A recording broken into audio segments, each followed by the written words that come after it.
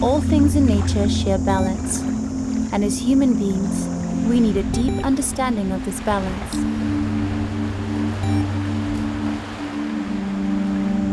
Let's think about something that helps protect this balance: the ozone layer.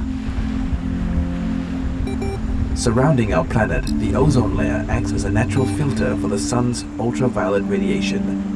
In the Earth's stratosphere, oxygen molecules absorb energy from the sun and split to form single atoms. When these atoms combine with the remaining oxygen atoms, they form ozone molecules. From marine life to forests, Earth's ecosystems rely on the ozone layer to protect them from the sun's harmful ultraviolet light. For humans, long-term exposure to direct UV rays can cause skin cancer, sunburns, and premature aging, cataracts, and in extreme cases, if left untreated, blindness can also be caused. Over the years, parts of the ozone layer, particularly around the Earth's poles, has been depleted and is due to what we know as ozone-depleting substances. Ozone-depleting substances, or ODS, are manufactured chemicals which contain chlorine or bromine. One such example would be chlorofluorocarbon, commonly known as CFCs, a name given to compounds which contain carbon, hydrogen, chlorine, and fluorine. CFCs cause little or no threat to the environment or human health in the lower atmosphere, hence their wide usage in the manufacture of cooling products such as refrigerators, freezers, and air conditioners. But when these released as gases into the stratosphere, they began to eat away at the ozone molecules.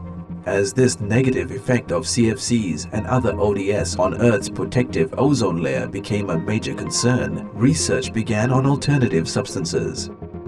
On September 16, 1987, the Montreal Protocol was signed by 24 different countries, agreeing to phase out ODSs by the year 2050. As work began on finding alternatives to CFCs, research led to the introduction of hydrofluorocarbons, or HCFCs. This research at the time showed HCFCs had a much lower impact on the ozone layer.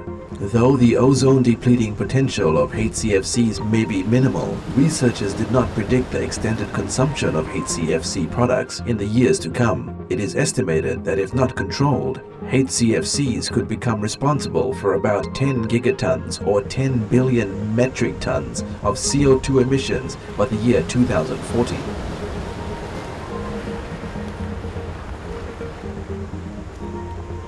Soon the search began for alternatives to HCFCs. Carbon is considered to be the very basis of everything around us, and though there are many possible compounds of carbon and other gases, one of the purest forms of carbon energy is a result of its merging with hydrogen. Thus we arrive at hydrocarbons. Hydrocarbons make for a natural and non-toxic alternative for refrigerants, with no ozone-depleting properties and the lowest global warming potential, and potentially requiring less energy when compared to previous refrigeration gases.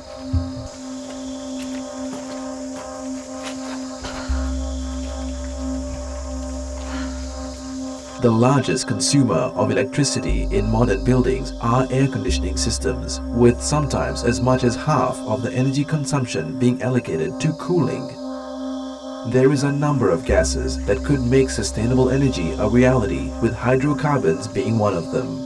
Hydrocarbon refrigerants have proven to be 50% more effective as heat conductors when compared to fluorocarbons, with an operating pressure which is roughly 20% lower than fluorocarbon refrigerants.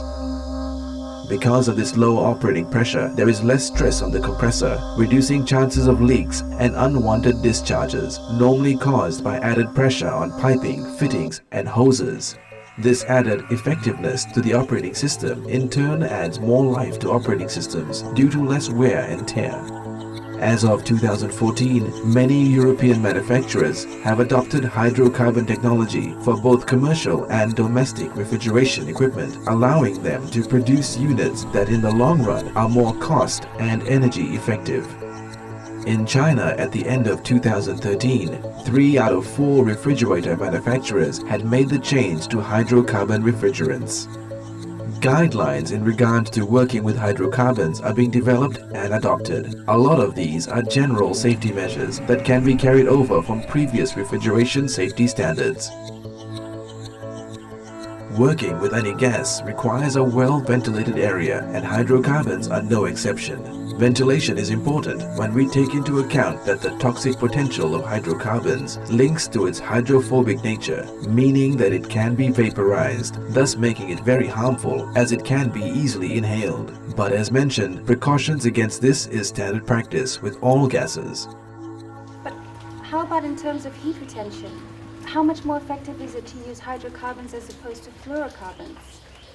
Hydrocarbon refrigerants are flammable, but with proper handling they can be safe to use, provided it is kept at least 3 meters away from any source of ignition. But again, as with most gases, it is important to keep the immediate area free of any open heat source. It is important to note that hydrocarbon refrigerants do not spontaneously combust in contact with air, at least not on their own. Hydrocarbons have a flammability range between 2 and 10% and would need to be exposed to a very precise portion of air, along with a heat source that exceeds 440 degrees Celsius. So if any one of these components, the hydrocarbon, air or heat is absent or is taken away, then combustion cannot occur? That is correct. I must point out that hydrocarbons are used in tons of millions worldwide for cooking, aerosol propellants and powering vehicles. Like HCFCs or CFCs, hydrocarbons protective equipment such as gloves and glasses are essential, and simple items such as leak detectors would need to be tweaked to suitably detect hydrocarbon. All it takes is an initiative. And in 1987, through the Montreal Protocol, we began that initiative. We succeeded in eliminating CFCs, and now we are well on our way to removing HCFCs. Though it may take a little work, efforts have been made and has been proven successful. As people, we take so much from the world around us, and now our world is changing. To survive, we must adapt and change with it. As resources stretch to support the vast expansion of human life, we do our part to ensure a brighter, healthier world for the generations to come. Yesterday is gone. What tomorrow brings will be determined by today.